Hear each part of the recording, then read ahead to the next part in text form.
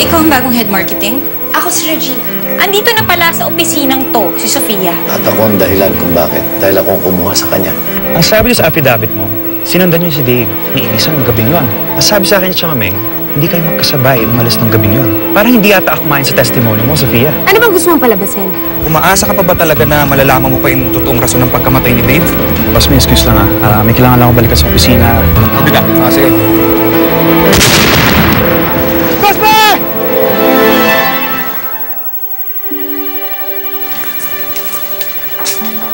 Yes, come in. Ma'am Amanda, gusto niyo pong ma-meet yung boss namin sa marketing department?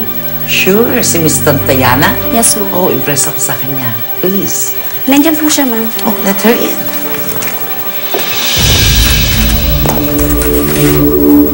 Sophia, anong ginagawa mo dito? You said you wanted to meet the marketing head? Ikaw yon? Damn you, Sophia. Gumamit ka pa ng ibang pangalan para makapasok dito sa kumpanya ko? You're fired! Hindi kita kailangan dito. Naintindihan mo? Get out! Lola, huwag ka naman ganyan sa akin.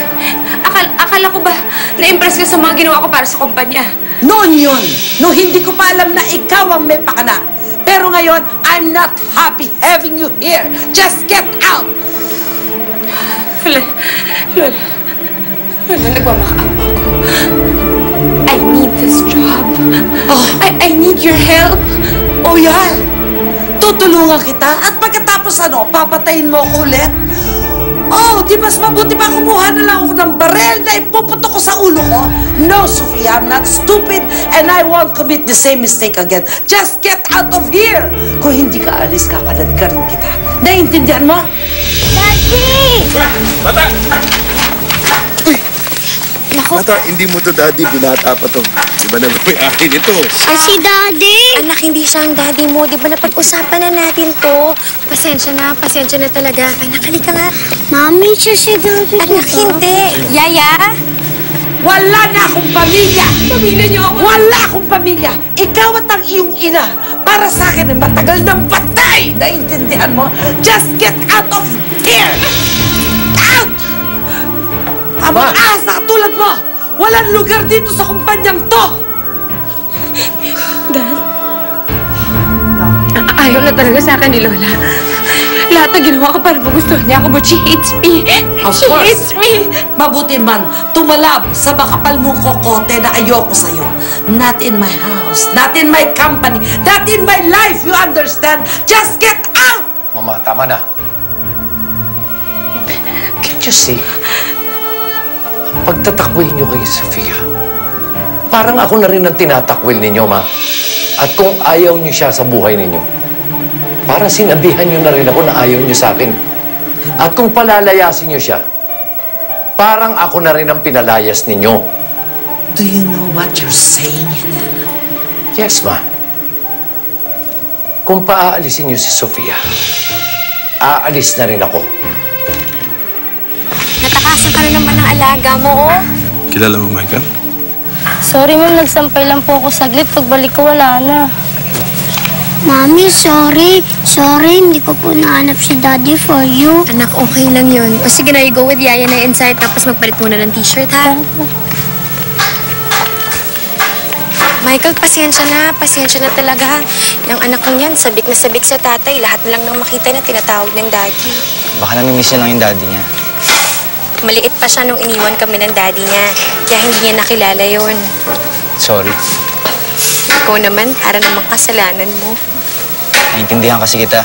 Alam ko yung pakiramdam ng maiwan ng asawa.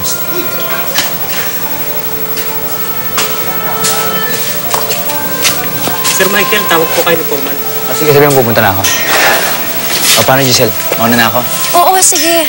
Basta pag nabisita ka dyan sa site niyo, daan ka sa amin, ha, para magmerienda ka naman. Sige, salamat. Sige. Mauna na ako.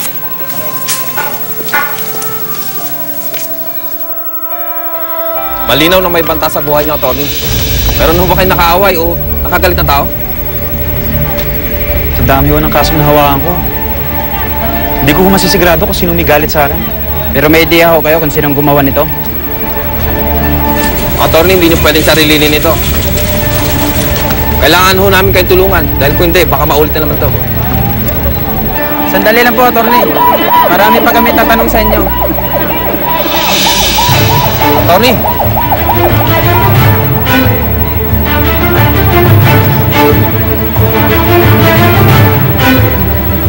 Hello, ma'am. O ano, Gimo? Kamusta? Patay na ba? Talaga? Naku, munti ka na palang mamatay. Swerte lang ako, Elisa, kaya ako nakaligtas. Pero yung kaibigan ko, minalas. Siya yung nakasakay sa kotse na sumabog. Nakaligtas po siya, ma'am. Nakaligtas siya, Torne. Nieta, akala ko ba magagawa mo ng ayos to? Sinayang mo lang binayad ko sa'yo eh. Sigurado ka ba na wala kang hinala kung sinong gumawa nun sa'yo? Teka, hindi ba sumabog din dati yung kotse ng Lola Amanda mo? Kung gusto nyo, pagpaplanuhan ko ulit. Huwag ka munang kikilos. Magpalamig ka muna. Siguro sapat na tong ginawa mo para matakot yung Luis na yan. Si Sofia? Si Sofia may kagagawa nun. Hindi kaya siya rin na may kagagawa ng pagsabog ng kotse mo? Anong malay natin? Lalo na't alam niya na hanggang ngayon hindi ko pa rin tinitigilan ng pag-iimbestiga sa kaso ng pagkamatay ni Dave.